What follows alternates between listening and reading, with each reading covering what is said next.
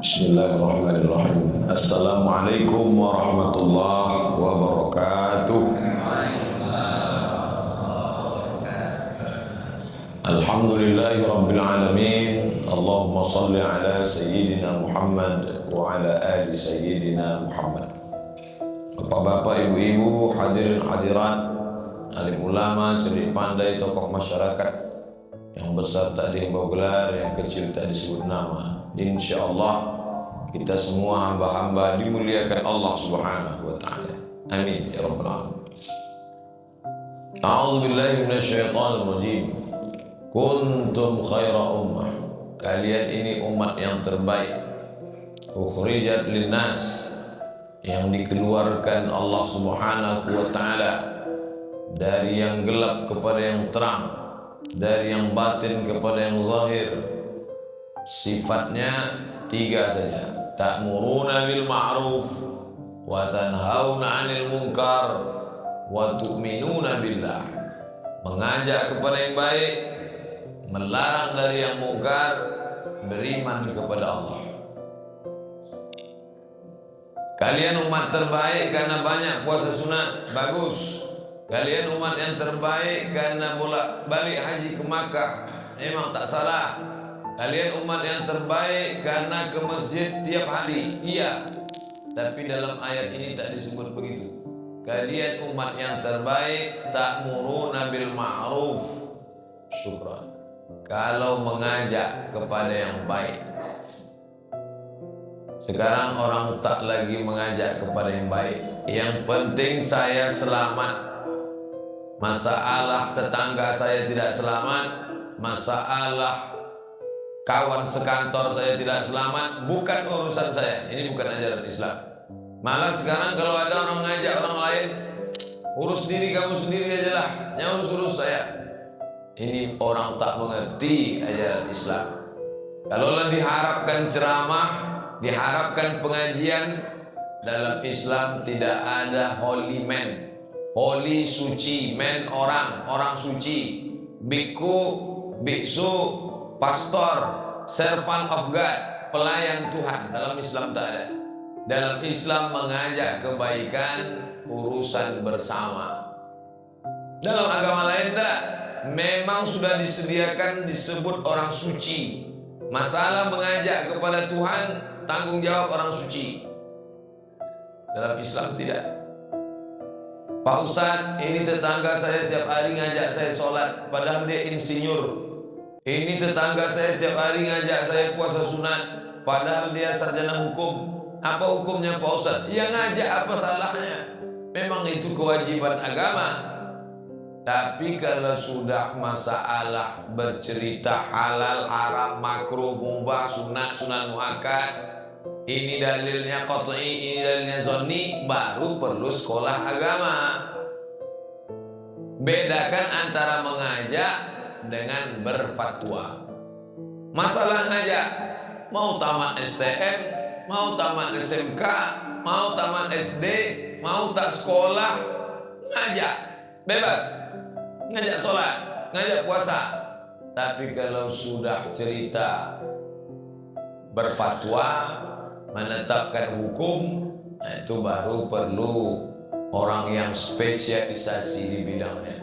Nah, ini sekarang kalau ada orang mengajak orang lain dianggap latah.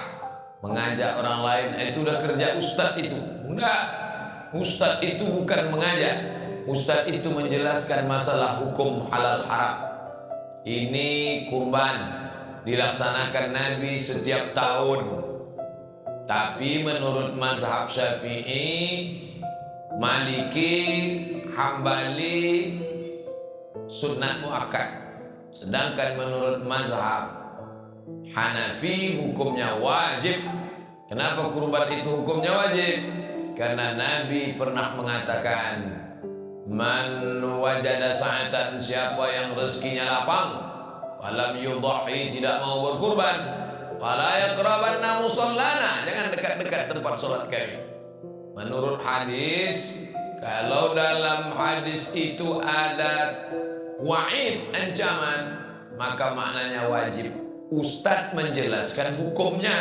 ngajak kurban itu bukan tanggung jawab ustaz.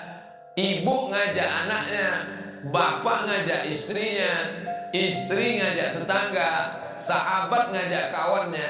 Itu tanggung jawab bersama. Jadi masalah ngajak orang tidak perlu sekolah agama.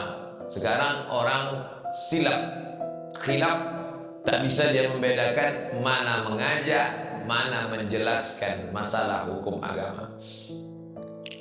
Jadi sholat berjamaah ke masjid dia, mana ajak saya? Emangnya kamu ustaz? Masalah ngajak sholat tidak mesti ustaz, tapi menjelaskan masalah hukum, mana rukun, mana syarat, mana makruh, mana mubah, itu baru ustaz. Karena orang yang tidak ngerti hukum ketika dia cerita hukum, dhalla wa adalla, sesat dan menyesatkan. Ngangkat takbiratul ihram itu satu mazhab, yuhazi uzunaihi, sejajar dengan daun telinga. Yang satu lagi mengatakan baina mankibaihi, sejajar dengan bahu. Yang satu ke daun telinga, yang satu bahu. Bacaan tasbih paling sedikit 3, yang sedangnya 7, 5, yang paling banyak 7 sampai 10. Itu yang menjelaskan itu ustaz, ulama, orang ngerti fikih. Tapi masalah mengajak sholat, insinyur ngajak sarjana hukum ngajak SIP, sarjana politik. Jangan ajak saya, ini bukan domain kamu, ini LCMA baru ngajak. Tak paham dia. Tugas seorang muslim adalah menyelamatkan saudaranya, ta'muruna bil ma'ruf, mengajak. Ibu rumah tangga tidak tamat dari Mesir, tidak pernah kuliah di Al-Azhar, tapi dia termasuk orang yang mengajak. Ngajaknya pendek saja, ngajak anak untuk masuk masjid pakai kaki kanan dan berdoa Allahumma ftahli abwaaba rahmatik. Nah, yuk kita ke masjid, nanti langkahkan kaki kanan, baca Allahumma ftahli abwaaba rahmatik. Kamu sebelum tidur malam jangan lupa baca doa Bismika Allahumma ahya wa amut. Simple, sederhana, sepele. Orang menganggap itu bukan ilmu besar. Dia bukan ahli tafsir, tidak cerita tentang asbabun nuzul, tidak cerita tentang masalah kandungan dalam ayat, tapi dia sudah berbuat ta'muruna bil ma'ruf, mengajak berbuat baik. Bapak Ibu yang dimuliakan Allah, agama ini dibagi 2. Satu, ngajak buat baik. Yang kedua, wa tanhauna 'anil munkar, melarang orang buat mungkar. Ngajak buat baik sedikit, yang sedikit itu pun berat lidah orang untuk buat baik. Yang paling berat lagi adalah melarang buat mungkar. Kenapa? Karena kalau ngajak orang sholat, paling-paling dia bilang, jangan ajak saya sholat. Ngajak orang puasa sunat, kamu ajalah dulu, nanti saya nyusul. Tapi kalau sudah cerita masalah mungkar, ini sudah terkait dengan orang sakit hati. Kalau sudah cerita mungkar, orang banyak tersinggung. Kalau sudah cerita orang tersinggung, ujung-ujungnya marah. Kalau sudah cerita orang marah, hubungan akan renggang dan orang takut. Kenapa kamu tadi tidak ada cerita masalah narkoba? Takut saya cerita narkoba, Pak. Kenapa? Anak dia pecandu narkoba. Kenapa kamu tak ada cerita masalah riba? Takut saya cerita riba. Kenapa? Anaknya kerja di bank konvensional. Kenapa kamu tadi tak ada cerita masalah sihir? Takut saya sihir. Kenapa? Mertuanya dukun besar. Jadi kalau gitu apa yang paling aman? Cerita sabar. Marilah kita sabar. Kalau sakit sabar. Kalau datang musibah sabar. Anak kita dilarikan orang sabar. Bini kita dibawa orang sabar. Bukan itu ajaran Islam. Ajaran Islam adalah wa tanhauna 'anil munkar, larang orang berbuat mungkar. Walaula daf'ullahi nasa ba'dhum bi ba'dhin, kalaulah bukan karena nahi mungkar, sudah lama Islam ini hancur. Alhamdulillah. Ketika satu kelompok hilang akan muncul yang lain. Kelompok hilang muncul yang lain. Tapi yang nahi mungkar akan terus tetap ada. Itulah yang dijanjikan Nabi SAW. La tazalu, akan tetap ada, ta'ifatun, sekelompok orang, min ummati, di antara umatku, zahirina 'alal haq, menampakkan kebenaran, menjatuhkan kemungkaran. La yahzunuhum man khadalahum, orang yang mengejek mereka, mencaci maki mereka, menyumpah serapah mereka, tidak membuat mereka sedih dan berkecil hati, hatta ya'tiya amrullah, sampai datang perkara Allah.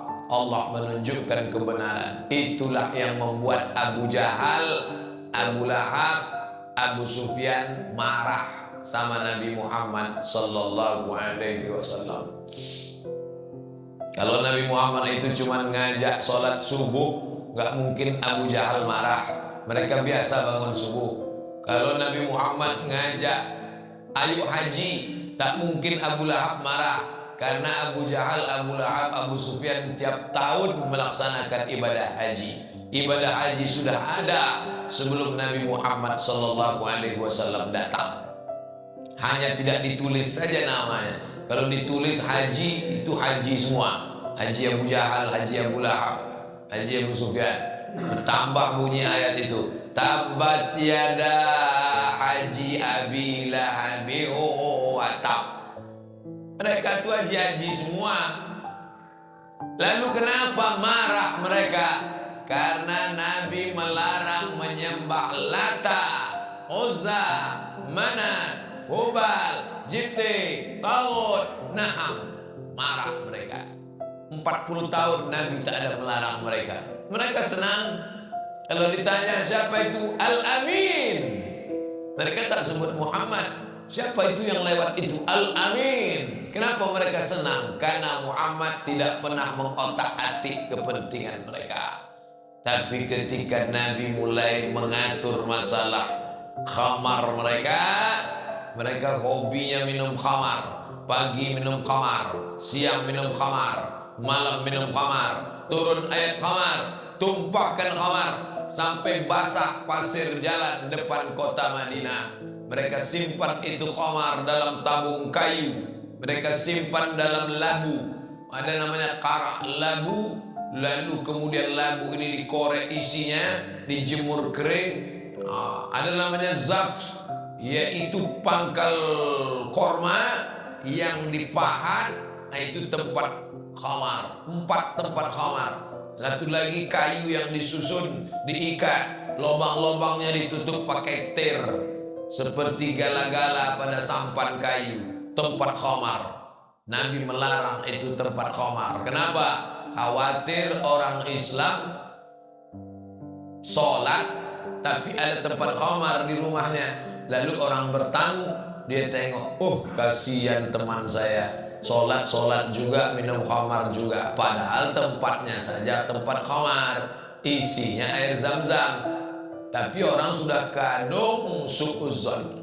Dulu menyimpan tempat khamar dia tak boleh. Sekarang orang malah membuat tempat khamar sebagai jambangan ruang tamu. Berapa banyak orang Islam mengkoleksi tempat-tempat khamar. Bangga pula tuh Pak Haji menyimpan tempat khamar. Alhamdulillah Pak Ustaz, saya sejak tobat nih alhamdulillah. Tapi sebelum tobat dulu tengoklah semua koleksi saya nih. Dosa kok bangga? Dosa itu mesti mintakan ampunnya kepada Allah, menetes air mata minta ampun. Tidak, simpan bekas-bekas tempat khamar, campakkan. Nah ini mungkar. Pak Ustaz, nanti kalau ceramah tolong jangan singgung-singgung masalah jilbab ya. Kenapa? Ini istri kepala dinas belum pakai jilbab lagi. Oh Ustaz kok di request? Kalau saya begitu kan saya nganggu aja. Iyalah insyaallah.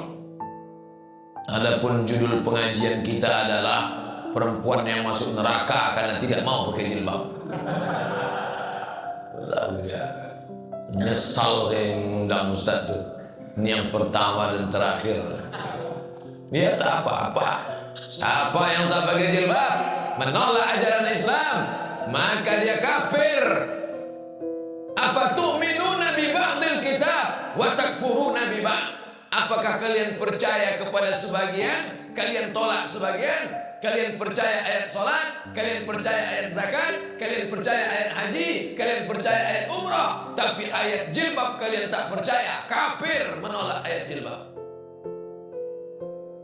Ya Pak Ustaz, tak diundang-undangnya lagi Ustaz. Mana ini tak diteleponnya lagi. Setelah 3 bulan baru telepon lagi. Alhamdulillah Pak Ustaz, mohon maaf kami lama, banyak yang tersinggung kemarin. Terus kenapa saya diundang lagi? Udah mati yang tersinggung itu. Banyak orang kalau banyak tersinggung itu cepat mati. Yang penting kita macam rel kereta api saja. Macam rel kereta api. Apa yang ada di situ ya terserah. Sampaikan. Ridwan nas ghayatun la tudrak. Kalau mau dicari kesenangan hati orang lain yang tak akan pernah kita temukan sampai kapanpun, bicaralah. Makanya kata Buya Hamka dalam tulisannya tahun 80-an, hai Majelis Ulama Indonesia, bicaralah. Waktu itu dia sudah keluar dari Majelis Ulama Indonesia. Dia keluar dari Majelis Ulama Indonesia bukan karena korupsi.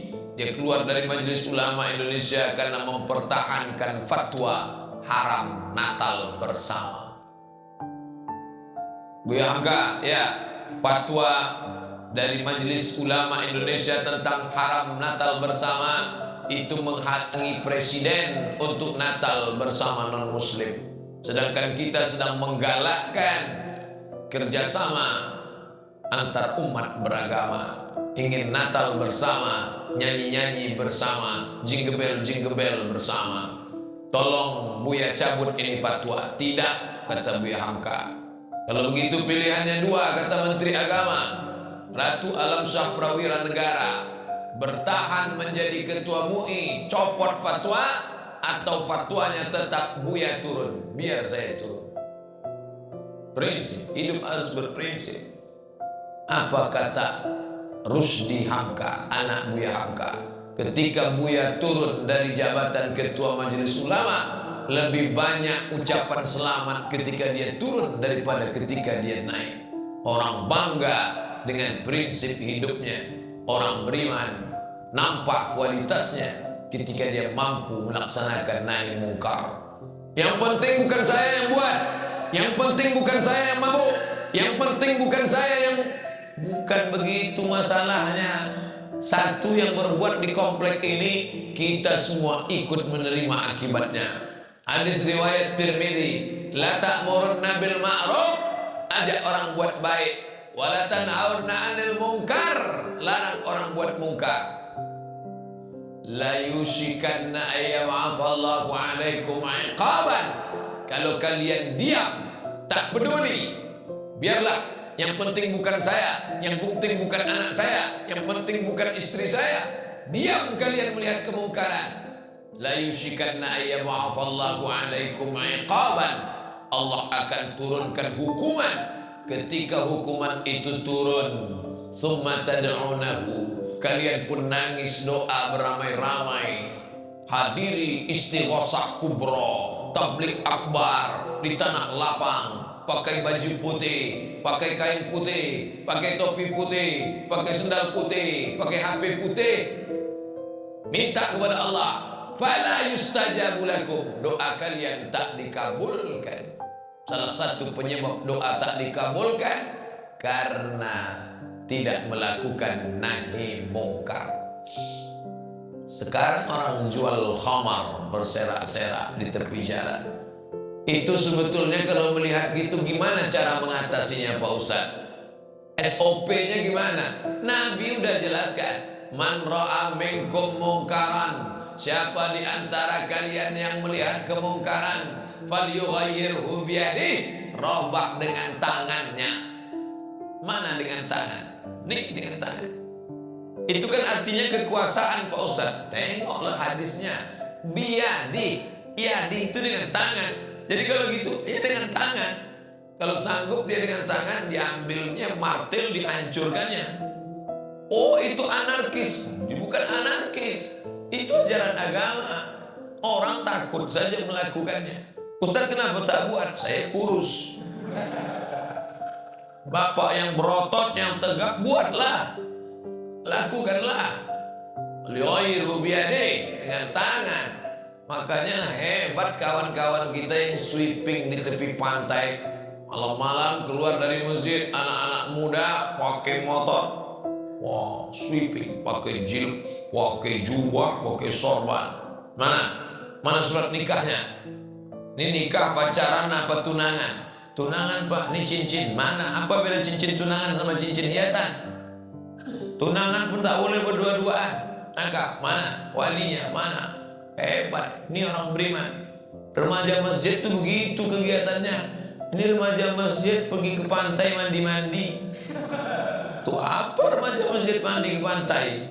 Anak kecil pun bisa mandi ke pantai. Remaja masjid lari pagi sekaligus sweeping. Falyughayyirhu biyadihi. Ini Ustaz provokator nih. Saya nyampaikan hadis kok provokator. Falyughayyirhu biyadihi, dengan tangan. Bisa tempeleng dia. Makanya orang Islam harus bisa, harus kuat. Al-mu'minul qawi, mukmin yang qawi, yang kuat. Khairun, lebih baik, wa ahabbu ilallah, lebih dicintai Allah, minal mu'minid dha'if, daripada mukmin yang lemah. Ada seorang di pintu pasar, bawaannya lesu, loyo, mau mati ya, Pak. Kata Aisyah, ini siapa? Iki siapa? Ini huwa azhadun nas. Ini orang yang paling zuhud. Paling zuhud inilah orangnya Aisyah. Apa kata Aisyah? Kana Umar ibn al-Khattab azhadan nas. Umar bin Khattab orang yang paling zuhud. Idza takallama asma, kalau bicara suaranya lantang. Wa idza masa asra, kalau berjalan langkahnya tegak. Wa idza daraba auja, kalau menempeleng pukulannya keras. Kalau ngomong lantang, kalau berjalan tegak, kalau mukul sakit. Itu Umar bin Khattab. Jam 6. Saya sangka ada alarm tak boleh suara terlalu tinggi. Kalau tinggi berbunyi. Mobil kan ada gitu. Kalau lewat mobil itu tinggi, bunyi dia. Saya sangka masjid ini dipasang alarm tak boleh suara tinggi. Jadi saya lemah aja lah. Bapak Ibu sekalian, marilah kita bertakwa kepada Allah. Mari. Bukan gaya saya. Datakan lama asma. Kalau ngomong keras. Wa idza masya asra, kalau berjalan langkahnya tegak. Jadi anak-anak muda yang sudah ikut karate, yang sudah ikut judo. Kamu ikut apa? Karate? Enggak Pak. Judo? Enggak. Kenapa makan kuat? Persiapan untuk sumo Pak. Mantap. Apapun olahraga ambillah. Yang impor dari Jepang ambil. Aikido, judo. Saya mau yang daerah kita aja Pak. Silat, mantap. Cimande, mantap. Apapun namanya. Makanya ada tulisan ulama dari Minangkabau beberapa hari lalu masuk ke WA saya. Apa kata dia? Lah masonyo awak kini kembali kasile awak. Urang Minangkabau. Dulu solat dia teh basilek di bawah. Habis solat bersilat di bawah. Silat penting. PKI sudah mulai bangkit. Kafir sudah mulai muncul. Anak-anak muda diajar bersilat. Sebelum bersilat, silat lidah aja dulu jadilah. Pandai dia berdepan. HP yang ada di tangan Anda itu adalah senjata Anda. Cyber army, tentara cyber. Maka jangan heran anak ibu bolak-balik minta pulsa. Karena dia diajak untuk bertarung di alam gaib. Di mana itu? www.google.com, YouTube, punya blog, punya Instagram, punya FB, mempertahankan akidah, diserang orang dengan satu, serang dengan sekian. Mereka menggunakan harta mereka, kecerdasan otak mereka untuk menolong agama mereka. Kenapa kita tidak boleh?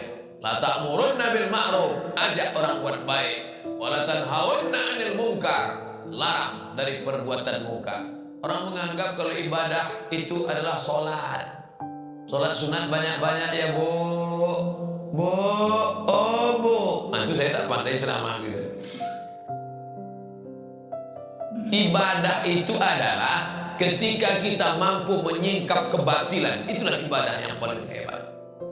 Qaulul haq inda sultanin jair, mengucapkan yang hak di hadapan orang penguasa yang kuat, orang kaya, orang hebat yang dihormati, ditunjukkan bahwa dia batil. Nah, itulah yang ibadah yang paling mantap. Kalau mau ibadah paling mantap, kalau belum sanggup kepada penguasa, belum sanggup kepada orang kaya, belum sanggup kepada preman, bangunkan aja dulu orang tidur waktu khutbah Jumat. Khotib sedang berapi-api, dia berair-air. Nah, bangunkan dia, mas, dengar khutbah. Nah, itu ibadah paling mantap.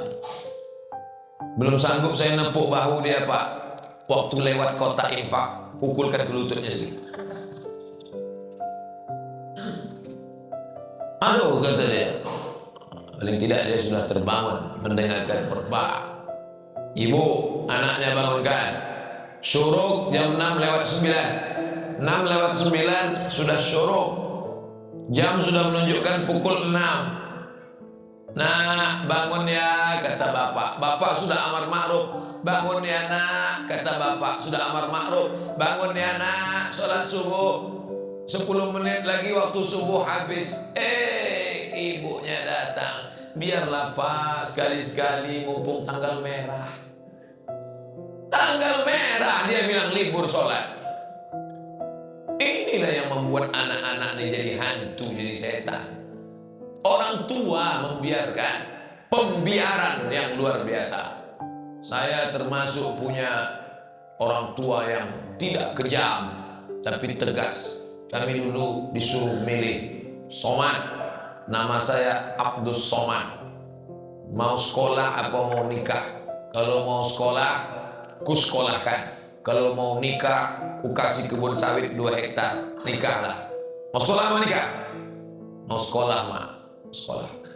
Nah jadi sekarang datang jamaah ngadu ke saya, anak saya nih Pak Ustadz nggak mau sekolah, bingung saya. Tolong Ustadz ngomong sama dia. Anaknya umur berapa? Udah kelas 3 SMA mau kuliah. Nggak tahu saya dia mau kuliah di mana. Bingung saya nggak bisa ngomong pak, anak saya masih kecil, saya nggak baru ngomong begitu. Tolonglah Ustaz, sekali aja besok siang kita ketemuan di rumah makan, iyalah. Saya datang, no free lunch, tidak ada makan siang yang gratis. Mana anaknya? Nih, duduk sini. Kamu mau sekolah apa mau nikah? Mau sekolah apa mau nikah? Mau sekolah Ustaz. Jurusan apa? Jurusan teknik sipil. Di mana? Di sini Pak Ustaz. Siapkan ijazah, siapkan transkrip nilai, daftar. Kalau kamu mau di Pekanbaru, sini. Mau di Yogyakarta, nanti saya kontak. Kalau mau di UIA Malaysia, Gombak, saya kontak kawan saya. Jurusannya ini, iya. Universitasnya ini, iya. Saya panggil bapaknya. Ini anaknya mau. Saya nanya kok dia nggak jawab ya. Berarti ada something wrong. Ada sesuatu yang keliru. Komunikasi bapak hancur babak belur. Kenapa bisa begitu? Berarti tak tegas, tak ada ketegasan. Oh mungkin karena ayah kandungnya dia tak takut, tak khawatir. Apa ibu yang dimuliakan Allah Subhanahu wa Ta'ala, bukan kejam, bukan mau dibunuh. Saya tak ingin pulang dari sini anak bapak ibu stres menghadapi bapak ibu. Kita arahkan dia kepada yang baik. Amar ma'ruf nahi mungkar berawal dari yang dekat-dekat dulu. Jangan sampai pakai celana sempit, jangan pakai baju membuka aurat, masuk neraka jahanam. Alah itu ustadz itu pandai ceramah di Batam aja itu. Jauh dari Pekanbaru sana 1 jam. Iyalah pandai dia ceramah di sini. Jangan-jangan kalau kita ke Pekanbaru, adiknya nggak pakai jilbab. Saya kasih tahu bapak ibu, saya adik beradik 2 orang laki-laki berdua. Alah, Ustaz Somad itu pandai ngomong aja itu, speak aja itu. Jangan-jangan anak perempuannya nggak pakai jilbab. Anak saya namanya Mizyan Hazik Abdillah, laki-laki. Satu anak laki-laki. Anak laki-laki, adik laki-laki. Istri masih perempuan. Tidak sekolah agama. Istri saya sekolahnya AMD KEP, kebidanan. Bukan sekolah agama. Tidak model ustazah yang berjilbab panjang. Tidak. Tapi ketika dia sudah berada di bawah kekuasaan kita sebagai kepala rumah tangga, maka kita dititipkan Allah ar-rijal, laki-laki, qawwamun, meluruskan yang bengkok. Khuliqatil mar'atu min dhila, perempuan itu diciptakan dari tulang rusuk yang bengkok. A'wajuha a'laha, tulang rusuk yang paling bengkok, yang paling atas. Tulang rusuk paling bengkok, paling atas. In akhazta aqamtaha kasartaha, kalau kau paksa harus lurus, dipaksa dia lurus, patah dia. Jangan kau luruskan perempuan yang bengkok dengan cara yang keras, dia akan patah. Tapi kalau kau ikut bengkok, maka kau jadi ustadz yang bengkok. Ustadz kalau ikut bini bengkok, ustadz apa tuh? Ustadz bengkok. DPR kalau ikut istri bengkok, DPR apa tuh? DPR bengkok. Wali kota kalau ikut bini bengkok, ketua Dharma Wanita bengkok, wali kota bengkok. Oleh sebab itu pandai-pandailah bertanya kepada orang yang sudah banyak pengalaman nikah. Nanya sama Ustadz Somad, jangan. Tanya sama orang-orang tua. Didahulukan selangkah, ditinggikan seranting, batangnya tempat bersandar, daunnya tempat bernaung, akarnya tempat bersila. Yang jam pernikahannya sudah lama, pilot-pilot Sukhoi yang 5.000 jam ke atas. Tanya kepada dia, Pak, ya, ini saya mau tanya tentang istri saya nih. Kenapa istri kamu? Saya suruh dia pakai jilbab, dilawannya saya, Pak. Malah dia pulang. Udah berapa lama dia pulang? Udah 3 hari pulang. Gimana tuh, Pak? Kata bapak tuh, kamu baru 3 hari, bini saya udah 3 bulan dah balik-balik. Artinya apa? Ini nahi mungkar. Jangan sampai dibiarkan dia keluar rumah tak menutup aurat. Bajunya model apa? Minimalis. Orang rumah minimalis, dia baju minimalis. You can see, you sampai can iso, si delok. You can see, kamu iso menengok ketiak bini saya. La yadkhulul jannah, tak masuk surga. Dayus.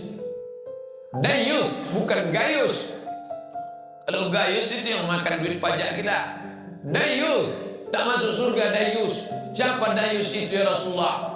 Allazi la yagharu ala maharimihi, orang yang tak ada rasa cemburu kepada mahramnya, sedikit pun tak ada rasa cemburu. Sekarang orang tua membiarkan anaknya berzina. Datang tamu laki-laki ke ruang tamu, dipersilakan duduk, dipanggilkan anak gadis.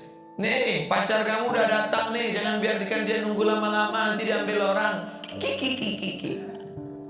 La ilaha illallah. Hilang wibawa orang tua di depan laki-laki, entah siapa dia. Dibiarkan duduk. Kamu duduk sini ya, papa ada urusan ke belakang. Itu arti sama dengan berzina lah kalian ya. Ketika anak gadis izin sama orang tuanya, Pak, kami jalan sebentar mau nonton bareng ya. Itu sama dengan izinkan kami untuk berzina. Orang tua sekarang lebih mau makan di daun daripada makan di piring. Kenapa? Tidak ada amar ma'ruf nahi mungkar. Orang Islam harus ada nahi mungkar, berawal dari keluarga kecil dulu. Ini kota besar, kota Madia, diperkecil lagi RW, diperkecil lagi RT, diperkecil lagi rumah tangga. Rumah tangga itu terdiri dari 4 person, kepala rumah tangga, ibu rumah tangga, anak-anak. Maka amar ma'ruf berawal dari yang kecil. Mau kemana? Sama siapa? Pulang jam berapa? Kunci sama siapa? Minyaknya siapa yang ngisi? Harus ada pertanyaan-pertanyaan itu. Anak SMA tidur di rumah kawan, pulang jam 3 keluyuran. Kok bisa? Dia masuk neraka betul, tapi orang tuanya ikut berkontribusi memasukkannya ke dalam neraka jahanam. Dia menjadi pecandu narkoba. Nyata. Kenapa dia bisa? Ada pembiaran yang luar biasa. Makanya umat ini keutamaannya adalah ta'muruna bil ma'ruf wa tanhauna 'anil munkar. Dibiarkan begitu saja. Siapa kenapa enggak sholat? Tanya dia, kenapa tak sholat? Dulu orang kalau tidak sholat itu dijenguk. Subuh jumpa, assalamualaikum warahmatullah, assalamualaikum warahmatullah. Orang Islam tak egois, assalamualaikum, assalamualaikum, pulang. Dah, assalamualaikum. Sejuk nih tangannya. Demam kamu? Enggak. Terus AC tadi di rumah dingin betul, remote-nya hilang, tak bisa dikecilkan. Oh betul lah. Sejuk. Ini muka anak nampak pucat nampaknya. Kenapa? Ini begadang. Jangan sering begadang. Muka pucat, semangat hilang. Kenapa kamu? Sakit? Ya. Orang zaman dulu kalau jarang ke masjid itu karena sakit. Orang sekarang jarang ke masjid pasti rezekinya lancar. Dulu waktu susah 5 kali ketemu. Subuh jumpa, zuhur jumpa, asar jumpa, maghrib jumpa, isya jumpa. Begitu rezeki lancar mulai seminggu sekali. Makin kaya, Idul Fitri sama Idul Adha itu pun masbuk. Parah ya. Orang tidak sholat ada 2 kemungkinan. Pertama, dia tak sholat karena malas, ini fasik. Yang kedua, tak sholat karena keyakinan. Nah, ini yang paling mengerikan. Dia tidak sholat karena keyakinan. Kenapa kamu tak sholat? Menurut saya sholat itu buang-buang waktu aja Pak. Itu halal darahnya. Itu kalau hidup dia zaman Nabi, zaman Abu Bakar, Umar, Utsman, Ali, dipanggil. Kenapa tak sholat? Menurut saya sholat itu tak wajib. Tobat 3 hari. Hari Sabtu, hari Ahad, hari Senin. Senin sore tak tobat, pancung kepalanya. Halal darah. Dulu. Jangan pula balik bapak dari sini cabut samurai bapak pancung kepala dia. Saya nanti ditangkap Pak Kapolda, tak balik saya ke Riau. Begitu hukum ditegakkan, amar ma'ruf nahi munkar. Sampai kok nggak sholat, ditulis di FB. Tuhan menciptakan aku bukanlah agar aku menyembahnya, tapi karena dia ingin bersemayam dalam diri. Ustaz Somad, ya tengok nih FB kawan saya. Apa bunyinya? Tuhan menciptakan aku bukanlah agar aku menyembah dirinya, tapi karena dia ingin bersemayam dalam diri. Ilmu apa nih? Inilah ilmu ma'rifat tuh Pak Ustaz. Ma'rifat udelmu bolong. Ma'rifat itu ilmu tasawuf. Imam Al-Ghazali sampai ke ma'rifat. Berapa lama dia sampai ke ma'rifat? Di Suriah ada Masjid Umayyah Al-Umawi, Jami' Al-Umawi, ada satu pojok itu Zawiyah namanya. Zawiyah Al-Ghazali. Asal kuat suara saya berbunyi ya. Namanya Zawiyah Al-Umawi. Pojok Imam Al-Ghazali, Zawiyah Al-Ghazali. Imam Al-Ghazali beribadah di pojok itu selama 11 tahun. Setelah 11 tahun riyadhah, sampailah dia ke maqam ma'rifah. Imam Al-Ghazali ditanya, "Hai Al-Ghazali, ya, apa itu ma'rifah?" Apa kata Al-Ghazali? "Nurun yaqdhifullahu fi qalbi 'abdi." Cahaya yang ditembakkan Allah ke dalam hati seorang hamba. Ilmu itu disebut dengan ilmu dzauq, rasa, karena rasa tak bisa diceritakan dengan kata. Kata-kata terlalu miskin untuk mewakili rasa. Rasakanlah sendiri, alamilah sendiri, jangan ceritakan ke orang. Rasa zikir, rasa manisnya ibadah. Kalau tidak nanti kita terjerumus dalam riya dan sum'ah. Ini tak datang lagi ke masjid. Kamu tak ke masjid? Itu masjid itu orang syariat aja tuh. Kami yang sudah sampai ke maqam hakikat ma'rifat. Kamu sholat Jumat di mana tadi? Di Masjidil Haram. Sholat di mana? Di Masjidil Haram. Sekarang jam 12.30 Mas. Kalau di Batam 12.30, Masjidil Haram baru jam 8.30. Orang masih ngepel di Masjidil Haram. Ente sholat di mana? Diantukkan kepala itu ke dinding cocok. Sholat di Masjidil Haram jam 8.30. Mana ada sholat Jumat di Masjidil Haram? Dulu bohong bisa, sekarang ketahuan. Live acara, hidupkan TV para mula. Tengok tuh di Masjidil Haram. Mana ada orang sholat Jumat? Sholat duha aku tadi, ketahuan bohong.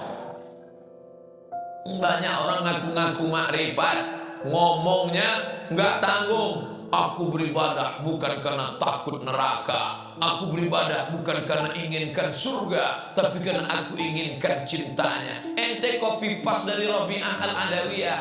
Itu omongan Rabi'ah Adawiyah, sufi yang sudah sampai pada tingkat mahabbah. Ilahi anta maqsudi wa ridhaka matlubi a'tini ma'rifataka wa mahabbatak. Itu omongan orang khawasul khawas. Ente bertobat 3 hari, wudhu aja sampai ke lutut. Ini tak paham dia. Gurunya balun mudil, balalah, sesat dan menyesatkan. Casingnya ma'rifah, isinya kejawen. Casingnya ilmu hakikat, signalnya sesat. Ini banyak seliweran sekarang, bertebaran. Aku sedih ketika melihat Tuhan jatuh ke lantai. Bersyair dalam ungkapan syair puisi. Aku sedih ketika melihat Tuhan jatuh ke lantai, tapi kemudian aku tersenyum. Ternyata yang menyambutku di bawah juga Tuhan. Ini namanya aliran serba Tuhan. Kapan dia menyusun syair itu? Ketika sedang pangkas di tempat tukang pangkas, rambutnya dipotong, lalu dia katakan, aku sedih melihat Tuhan jatuh ke lantai, karena dia meyakini dirinya Tuhan, pancaran dari Tuhan, maka rambutnya adalah Tuhan yang jatuh ke lantai. Tapi aku senang karena yang menyambut di bawah juga Tuhan, karena tanah yang di bawah itu Tuhan, serba Tuhan, semua Tuhan. Ada sekarang. Ini dari mana aliran ini datang? Dari Yunani kuno yang mengatakan semua ini adalah manifestasi daripada Tuhan. Semua ini adalah pancaran Tuhan. Nama alirannya sampai ke barat emanasi. Diterjemahkan ke dalam bahasa Arab isyraq, pancaran. Itu listrik. Listrik memancarkan cahaya, maka cahaya yang dipancarkan listrik adalah listrik juga. Saya adalah pancaran Tuhan. Tuhan yang memancar, keluarlah saya. Maka saya pancaran Tuhan. Saya tak ada beda dengan Tuhan. Tak perlu menyembah Tuhan. Masa Tuhan menyembah Tuhan? Ini ada aliran begini. Punya blog, punya web, punya YouTube. Diceramahkan. Ditonton anak-anak kita yang tak punya iman yang kuat. Pendidikan agamanya blank, kosong. Dicekoki dengan pemikiran-pemikiran ini.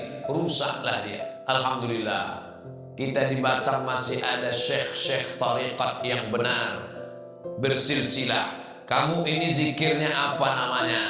Kayak namanya zikir tariqat Naqsyabandiyah. Oh, ada silsilahnya. Boleh saya tengok nasab silsilahnya, sanadnya. Dari syekh siapa, sampai ke Syekh Bahauddin Naqsyabandi, nanti sampainya ke Sayyidina Abu Bakar Siddiq, sampai ke Nabi. Kamu apa? Ini Qadiriyah. Oh, Syekh Abdul Qadir Jailani. Nanti silsilahnya sampai ke Sayyidina Ali, Ali ke Nabi, Nabi ke Jibril. Ada. Kamu dapat dari mana?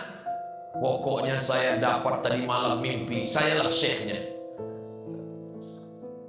Man la syaikha lahu fasyaitanu syaikhuhu. Kamu dapat dari mana? Kami sanadnya cuma 3 aja. Saya, Allah. Antara kamu dengan Allah, saya Google Allah. Tak bisa begitu, Mas.